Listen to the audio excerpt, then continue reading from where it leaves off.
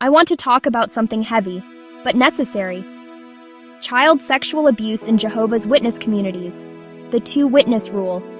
Not to attack individual believers, but to examine a policy that too often protects abusers and silences victims. Here's the core issue. Elders are directed not to act on an accusation of sexual abuse unless there are two eyewitnesses, or a confession. Let that sink in. Crimes that almost always happen in private are being judged by a rule built for public disputes. The result? Abusers slip through, victims are told to stay quiet, and the cycle repeats. Supporters point to Deuteronomy 19:15, by the mouth of 2 or 3 witnesses. But context matters. That verse governed Israel's civil disputes to prevent wrongful civic condemnations. It's not a command to block protection for children or to ignore secular authorities. Jesus, Matthew 18, outlines reconciliation and church discipline, not criminal investigations. Romans 13 says authorities are God's servants for your good. Reporting crime isn't a lack of faith, it's obedience. There's more. 1 Timothy 5:19 refers to 2 witnesses for accusations against an elder to prevent smear campaigns. That's internal discipline, not a block on police reports or a demand for impossible proof. Scripture also says, rescue the weak and needy, Psalm 82:3-4. If anyone causes one of these little ones to stumble, better a millstone, Mark 9:42.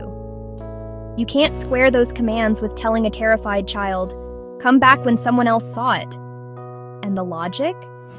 It collapses. Most abuse happens with no witnesses. The two-witness standard creates a perfect cover for predators. Some elders even say a second victim can count as the second witness, requiring more abuse before action. That's not protection. That's permission. Real safety looks different. Mandatory reporting to authorities, immediate removal of accused individuals from access to children while investigations proceed. Trauma-informed care for survivors, without punishing them for speaking up, and without forcing them into internal hearings facing their abuser.